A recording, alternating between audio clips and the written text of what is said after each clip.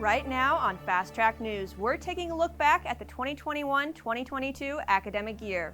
It's been another unique year on campus, that's for sure, with COVID, Delta, and Omicron to mass optional. And a record year of enrollment. There were more Boilermakers than ever in residence halls and in classrooms. And what a year for Purdue sports. Heartbreaking moments for sure, but so much success for student athletes and teams.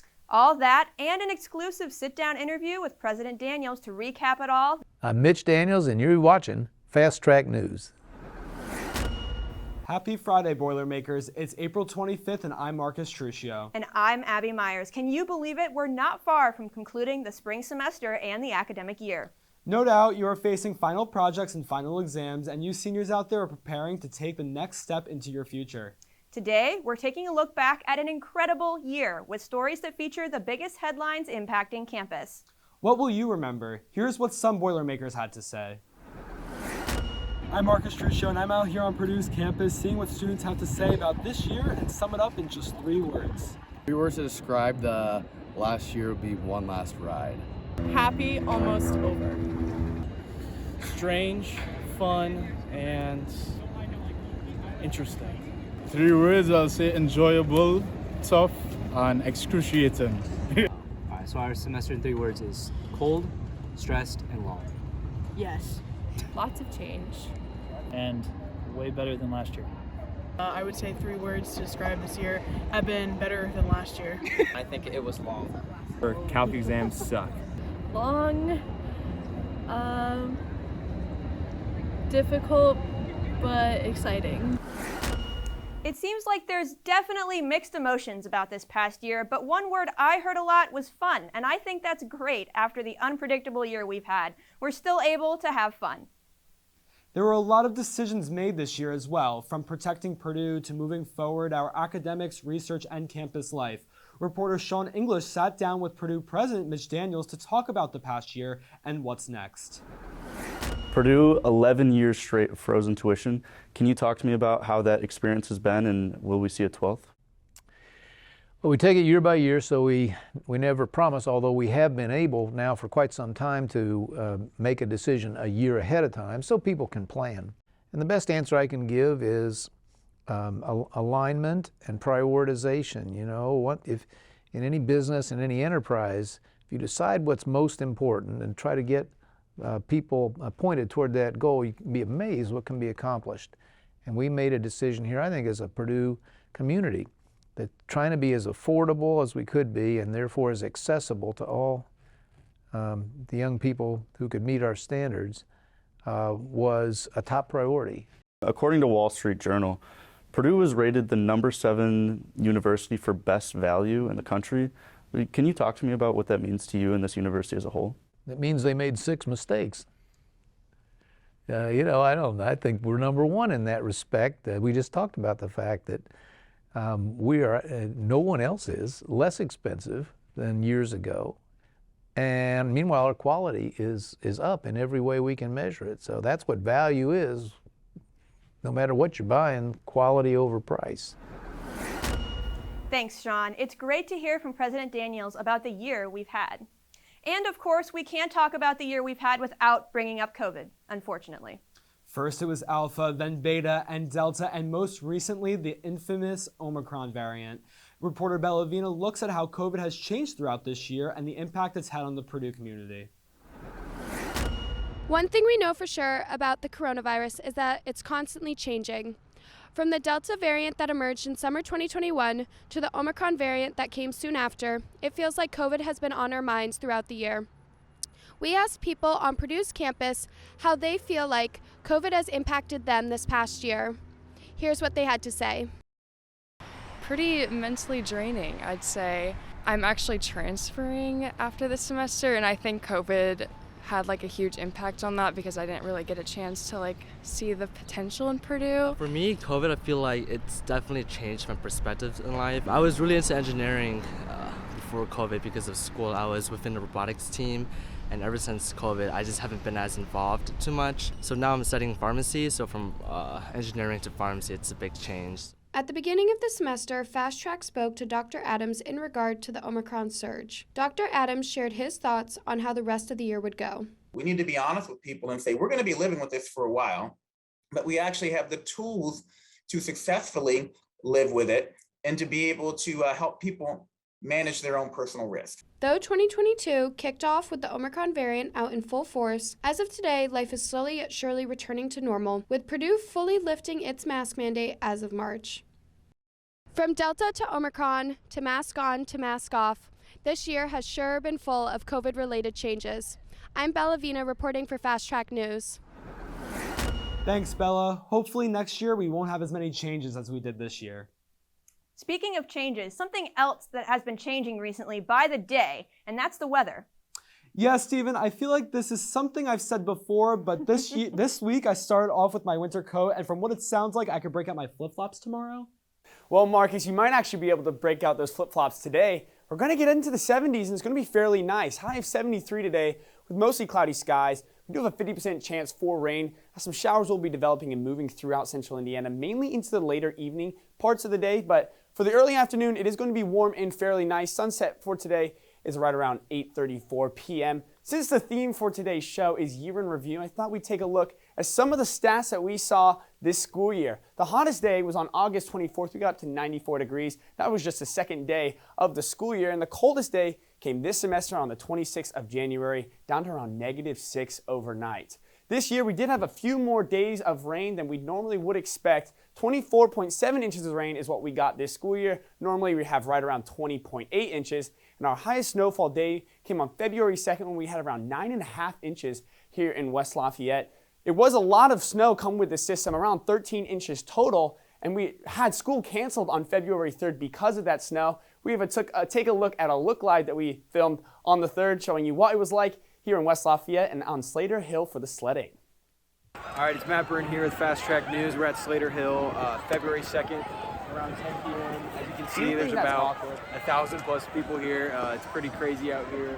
Hopefully everyone stays safe, but we'll get back to you guys in the studio. Thanks, Stephen. Hopefully this time spring will actually stick around. A number of records were broken at Purdue this year, one of which is the record freshman class. Reporter Jaden Rusi shows us the impact it had on campus. The fall of 2021 marked record-breaking enrollment here at Purdue.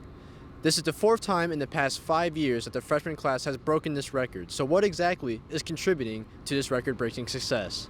Purdue received more than 58,500 applications this year, the most in school history, and those numbers can be attributed to Purdue's own accolades as a college. Purdue consistently finds itself among top 10 public university rankings, including recently being ranked number 9 by the Wall Street Journal. I think it was ranked globally number 1 whenever we were seniors in high school, so that was really attractive to me, honestly, coming here. I never a lot of financial aid. Yeah, a lot of financial aid. Campus leaders also point to the success of the Protect Purdue plan as being a contributing factor to the record-setting class. Actually, I was also on Protect Purdue last year as well, so I was one of the members, the ambassadors there, and so I think it was a great initiative to help reduce the spread of COVID and maintain safety around the campus. Purdue's reputation for excellence, affordability, and accessibility is also a key factor for many students. I think it's a combination of just the Purdue name is pretty big, so a lot of people want to come here, but also I really honestly think it's the tuition freeze. You got to keep that tuition down somehow, so they got to keep take in more and more people. Overall, there are numerous elements that contributed to this year's record-setting freshman class. Only time will tell if this record will be maintained. This is Jaden Rusi, Fast Track News. Thanks, Jaden. In just a few months, we'll see just how many Boilermakers will be on campus for the 2022-23 academic year. In January, the ground floor of the Union finally reopened after being closed for roughly 17 months. The ground floor was closed due to renovations that started way back in August of 2020. The $47 million renovation offers a fresh look and introduced several new amenities, including new food venues and performance stages. One of the biggest headlines on campus this year was the incident involving Purdue student Adonis Tuggle and PUPD officer John Selke. The story made national news and even garnered a response from civil rights attorney Ben Crump. For Black students on campus, this brought a national debate close to home and forced Purdue to rethink their policing. As we reported last week, no charges were filed for anyone involved, but Purdue is taking steps to review policies. And in the university statement, campus was reminded to follow the instructions given by law enforcement. A big headline from the fall semester was the push for justice for sexual assault victims on campus. The Purdue Me Too movement continues to demand more from the university to prevent sexual assaults and to support the victims. When we put forth our Google form for survivors to anonymously put in their stories, they were going way back. I mean, we had alumni and we have hundreds and hundreds of students who are still here, students who left campus because of it, students who had it pushed under the rug. Grace Gocknauer, a member of the Purdue Me Too movement, told us back in March that although the movement on campus initially focused on cases reported in Greek life, the movement is for the entire campus with the goal of ending power-based personal violence and creating more support for survivors. Up next on Fast Track, an update on Purdue's plan to support scholars in Ukraine. And we'll explain why a Purdue alum is being featured at the Smithsonian. Fast Track will be right back. Being involved in the 3-year program at Purdue made it easier to say to myself I could get done in 3 years. The 3-year program helped save me a ton of money. Not completing my 4th year, I would save around $30,000. It will give you an advantage, if anything. Doing the 3-year program at Purdue has shown me that I have motivation to do whatever it takes to get my degree. 11 faculty members and scholars from Ukraine have been invited to Purdue so they can continue their academic journey. They've also been matched with campus hosts. That's all according to a university news release. The release also mentioned that Purdue is working with 15 more to possibly be part of this initiative. Due to logistics and travel, it will likely be later this spring or early this summer before any scholars from Ukraine arrive on campus. The University Senate held its last meeting of the school year on Monday. During the meeting, senators passed a proposal to revise academic regulations on final exams, including officially renaming the week before finals as a quiet period instead of dead week. The Senate also voted to encourage the admissions office to reconsider requiring standardized test scores for admission to Purdue. Congratulations to Purdue computer engineering alumna Afua Bruce, who is featured as one of the 120 statues of women in the STEM in the If Then She Can exhibit at the Smithsonian. The goal of the exhibit is to show that if a woman can see it, then she can be it. The traveling exhibit of 3D printed statues celebrates the great impact of contemporary female innovators in science, technology, engineering, and math. Purdue's annual Day of Giving is coming up next Wednesday on April 27th. This day is dedicated to raising funds for various initiatives on campus, including research, events, and sports programs. Different clubs, organizations, and even schools and colleges on campus will compete to raise the most money. You can learn more about the competition and donate to your favorite Purdue organization by visiting the QR code over our shoulder. It's that time of year, cramming for finals and turning in your last assignments, all while getting ready for summer and for seniors, graduation. Here are some important dates coming up that you should know about. Open registration for fall 2022 courses opened yesterday. Grand Prix is tomorrow, April 23rd. Final exams are May 2nd through the 7th, and commencements begin Friday, May 13th, with Divisions 1 and 2 on Friday, Divisions 3 and 4 on Saturday the 14th, Divisions 5 and 6 on Sunday, May 15th, and Division 7 on Monday, May 16th. Let's finish up strong, Boilers, and congrats to all of those who are graduating. Students in Purdue's Krannert School of Management have a lot to be proud of this year. The school has been honored with several national awards. Reporter Vinny Guan has more about their secret to their success. Purdue Krannert is one of the best business schools in the U.S. Krannert has a high reputation on many fields of studies, especially in supply chain analytics, business analytics, and information management. This year, Purdue University Krannert School of Management has selected us as one of the 3 finalists for the 2022 UPS George D. Smith Prize by Informs, the largest association for decision and data science. This prize has shown that Krannert has been perceived greatness in preparing students to become experts and practitioners of operation research, management science, and analytics. The Director of Business Analytics Information Management Program, Professor Matthew Laham, gives us a deeper understanding of how Krannert trains its students and attaches great importance to the development of an innovation-oriented practical curriculum system, maintains close contact and in-depth cooperation with industry leaders, as well as actively expand the field of practice. So we just finished the 6th year of the MS in Business Analytics Information Management Program. We call it BAME for short. And one of the things that really differentiate our program compared to others is just how we kind of play matchmaker to make sure that students are working on really impactful projects with companies that help them get where they want to go. This year, the students presented their work at the Informs Business Analytics Conference, and they won first, second, and third place, which we haven't done. We've actually won first and third place before, but this is the first time that we actually got all three places. The thing that's really great about these projects is not only do they have a great story to tell, to talk about, in interviews, but it also showcases what they're actually learning here in school. So, we can't do these impactful projects if the students don't have the knowledge and the skills and the abilities that our great faculty teach them in the class. So we're really technical. A lot of times people ask me, there's a lot of business analytics programs out there. What's different about Purdue's? And I like to tell people that, on this side of the spectrum, we got business analytics programs. This side of the spectrum, we got data science programs. And we're really the closest to data science that you're going to find housed in a school of business. So we're really technical, but we can articulate that work and show companies how they can bring that value, the analytics, to make better decisions. In addition to that, the outstanding student in Krana also participated in Informs Business Analytics Conference in Houston 2 weeks ago. This year was extra special as our student won first, second, and third place in this conference poster competition. The team who worked on the hierarchical approach and analysis of assortment optimization not only won third place of the poster competition, but also won the Best Paper Award in the Midwest Decision Science Institute Conference, as well as being selected as one of the finalists in the Future Ultimate Impact Award.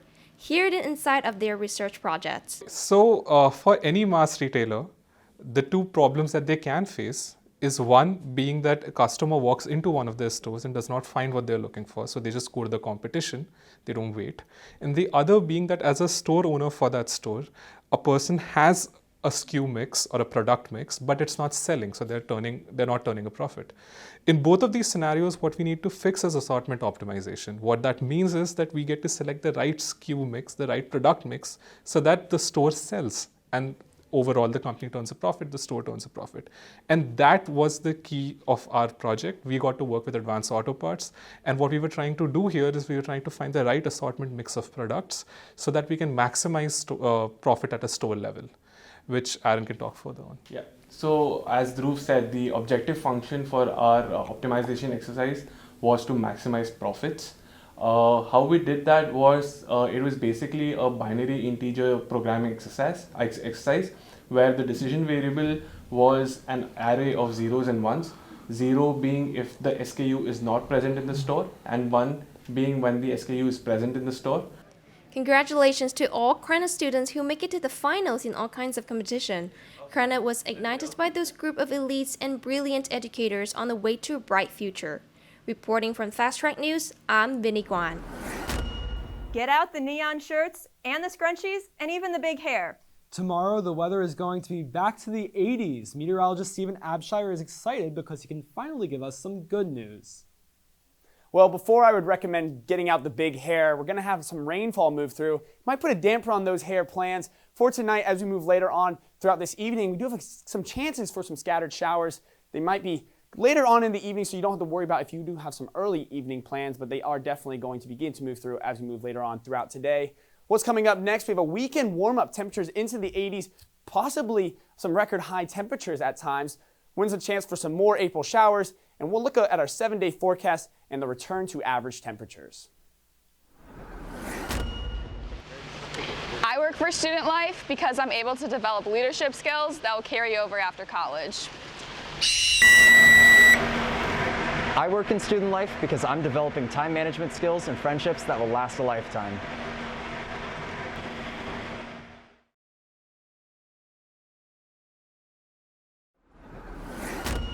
As we move later on throughout the day, temperatures aren't going to increase very much, but it is going to be fairly warm. 68 degrees at 3 o'clock today. We do have a 40% chance for showers that will linger as we move later on throughout the afternoon. By 5 o'clock, those shower chances are going to stick around. The temperature will be right into the 70s at 71 degrees. By 7 o'clock, we are going to see that chance for rain dip a bit. It's going to be around 70 degrees with mostly cloudy skies. As you move into the overnight hours, temperatures really aren't going to decrease very much because of how warm it is outside. 68 by 9 o'clock, and by 11 o'clock tonight, it's going to be 65 degrees and mostly clear as we see some of those clouds begin to move out. As we take a look at what we're going to expect for this weekend, a high of 72 today with a low of 61, and as I mentioned earlier, around a 50% chance for showers. The main story is what's going to be happening tomorrow. Everybody has some plans with it being Grand Prix tomorrow. Temperatures are going to feel amazing, high of 82 and a low of 62 as we move into the overnight. The main story, though, is going to be that wind. Gusts at times reaching up to 35 miles per hour with sustained winds anywhere from 10 to 24 miles per hour.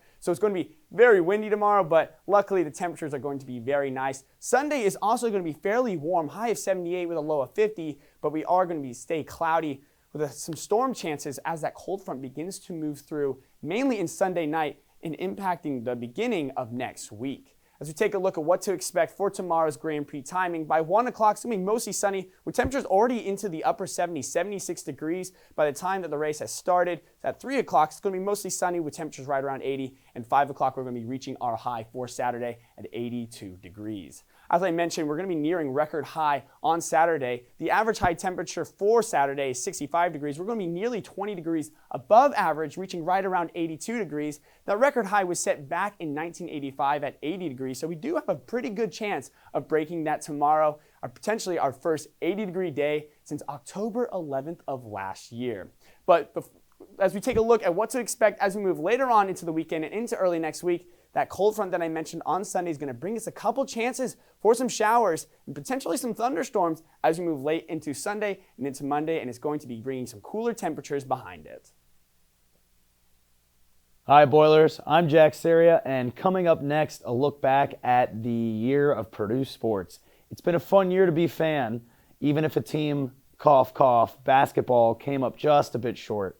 A recap and look ahead to next year after the break. I need a team.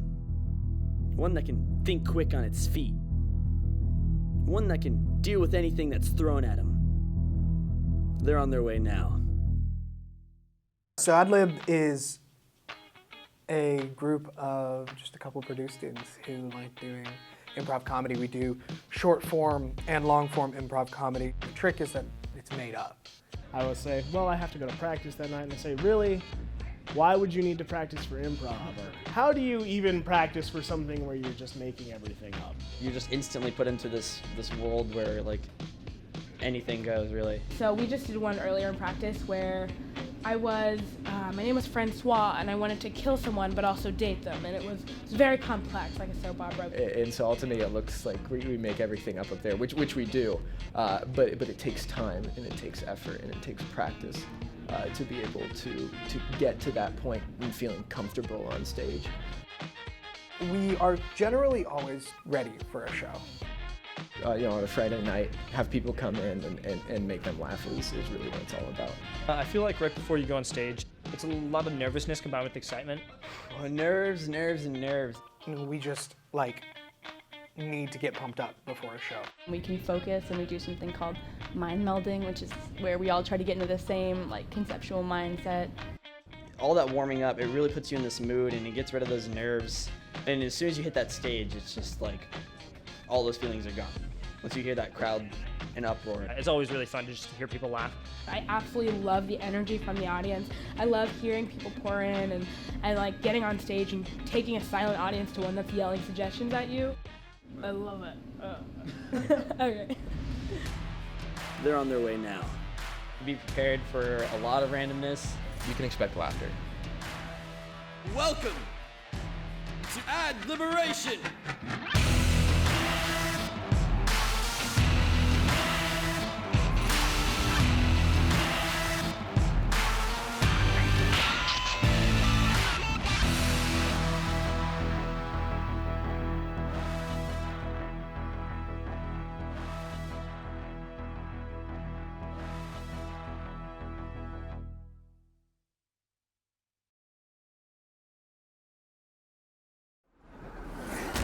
Despite some disappointments along the way for some of our Boilermaker sports teams this year, the 2021-2022 season was one of the more successful seasons in recent Purdue memory.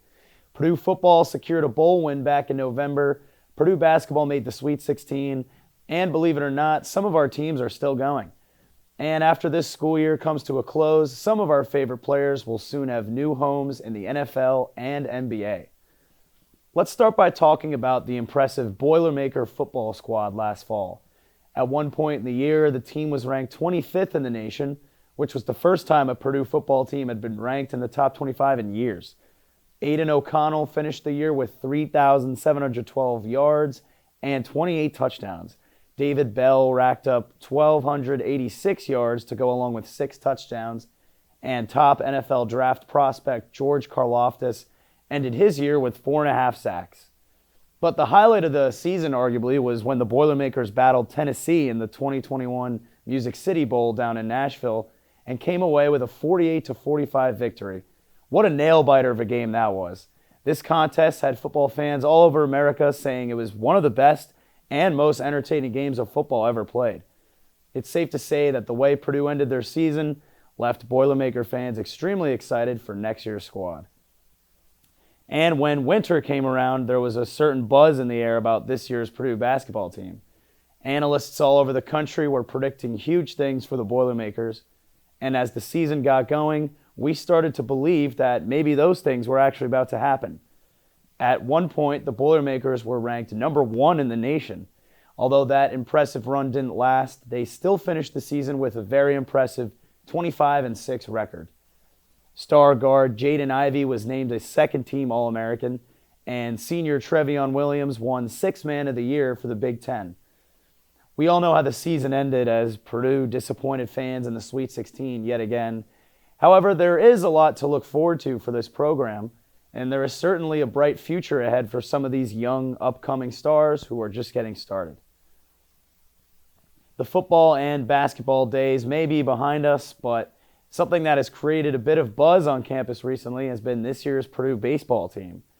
The Boiler Bats got off to a scorching hot 15-0 start and have since slowed down, but they are still holding a 22-10 record.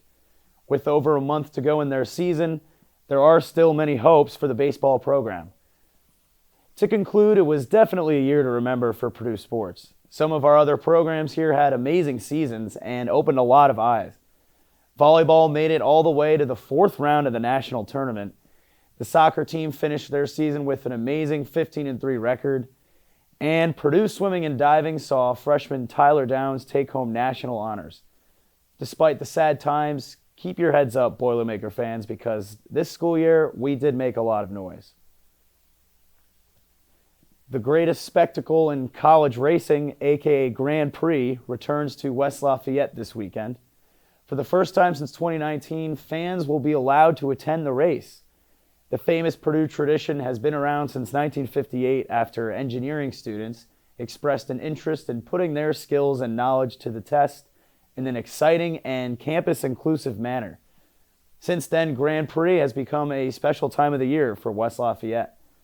In fact, the entire week has developed into a celebration for students around campus. Local bars are open every night and allow students to take advantage of great deals. In order to qualify for the Grand Prix race, each cart must pass a series of safety protocols while obeying rules and limitations. Once a team passes these check marks, they participate in a time trial event to determine their place on the starting line the day of the race. While most carts and teams are made up of Purdue students, some of them being clubs or Greek organizations, Purdue does allow regional campuses to participate, such as IUPUI, who has won the race many times. Catch these carts off to the races this Saturday. As mentioned before, some of our Purdue teams are still competing. The baseball team kicks off a 7-game homestand this Friday, starting with Belmont. Jackson Smeltz, who is currently 2nd in the Big Ten Conference in strikeouts, is expected to take the bump. Purdue softball looks to bounce back against the Michigan State Spartans in their upcoming homestand. The Boilermakers were recently mercy ruled 3 times in a row on the road by Northwestern. And as for volleyball, they conclude their spring season with a 2-3 record. That's going to do it for sports here at Fast Track. I'm Jack Seria, and as always, thank you for watching. Being involved in the 3-year program at Purdue made it easier to say to myself I could get done in 3 years. The 3-year program helped save me a ton of money. Not completing my 4th year, I would save around $30,000. It will give you an advantage, if anything. Doing the 3-year program at Purdue has shown me that I have motivation to do whatever it takes to get my degree. We will have some showers move through early Monday morning, but after that, it's really going to stay mainly dry for most of central Indiana. We can see there's a few chances late in the week. On Thursday, a couple showers begin to move down, but it's going to be fairly dry for the majority of your dead week here at Purdue. As we take a look at the 7-day forecast, on Monday, just 59 degrees and a low of 38 with a 30% chance of showers, mainly more in the morning, as I mentioned. Into Tuesday and Wednesday, it's going to stay a little bit below average for this time of the year, just high around 55 degrees with temperatures just above freezing on Tuesday. And moving into Wednesday, mostly sunny and pleasant with a high of 57 and a low of 41. And on Thursday, it's going to be mostly sunny and a little bit warmer than what we were earlier in the week. The high is 60 and a low right around 45 degrees. Wow, I can't believe this is our very last Fast Track episode of the semester. Yeah, and it's really cool after being gone for a couple years, being able to start this all back up on here and on social media. It's really been great. Erin's our social media director, and she's done a great job. Yeah, we started from the bottom this semester, had to restart most of our accounts, and we just love the following and interaction we've got from kids on campus, and we just can't wait for next year. I'll be back running those same accounts. So as always, follow Instagram and TikTok at Fast Track News to get some behind-the-scenes information of what's happening on campus next year. And that's it for this edition of this semester of Fast Track News. Thanks for watching and following us for the past few months. It has been a great first semester back. Good luck on finals and congrats to all those graduating. Look for us in the fall when Fast Track News returns.